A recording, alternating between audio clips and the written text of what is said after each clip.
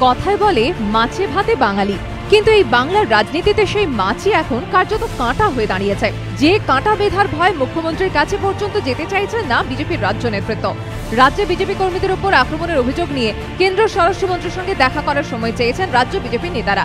সূত্রের খবর, 15 আগস্টের পর তাদের সময় দেওয়া হয়েছে, কিন্তু রাজ্যের বিষয় নিয়ে স্বরাষ্ট্রমন্ত্রী মমতা বন্দ্যোপাধ্যায়ের সঙ্গে দেখা না করে সরাসরি কেন্দ্র স্বরাষ্ট্রমন্ত্রীর কাছে দরবার কেন?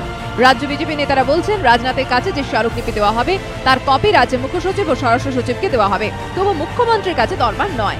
কেন? পাছে ফিশ ফ্রাইয়ের ফাঁদে পড়তে হয়? সৌজন্য দেখাতে গিয়ে ফিশ ফ্রাই খাওয়া হচ্ছে, আর এটাই নিউজ হবে। আমাদের যেটা উদ্দেশ্য আছে সেটা নিউজ বা সেটা সফল হবে না। ফিশ ফ্রাই তত্ত্বেও আমরা বিশ্বাসী নই। যেদিন সময় আসবে দেখা হবে তখনই। রাজ্য জুড়ে বাম কর্মীদের উপর আক্রমণের অভিযোগ নিয়ে গত বছর মে মাসে বিমান বসু নেতৃত্বাধীন বাম প্রতিনিধি দল মুখ্যমন্ত্রীর দ্বারস্থ হয়। সে সময় ফিশ ফ্রাই, ক্রিম রোল সহযোগে তাদের আপ্যায়ন করেন মুখ্যমন্ত্রী।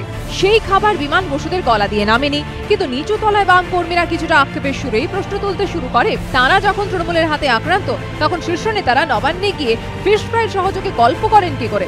রাজনৈতিক মহলে জল্পনা, সম্ভবত সেই ফিশ ফ্রাই অস্বস্তি এড়াতেই আর নবান্নমুখী হতে চাইছে না রাজ্য বিজেপি নেতৃত্ব। তাছাড়া মুখ্যমন্ত্রীর সঙ্গে বাবুল সুপ্রিয়র ঝালমুড়ি খাওয়া নিয়ে একসময় রাজ্য বিজেপির একাংশ বেশ সুর চড়িয়েছিল। এখন সেই ধারাই যদি ফিশ ফ্রাইয়ের সামনে পড়ে, তাহলে তো মস্ত বিপত্তি বাঁধবে। সে কথা মাথায় রেখেই কি দিলীপ ঘোষদের মমতাকে এড়ানোর সিদ্ধান্ত?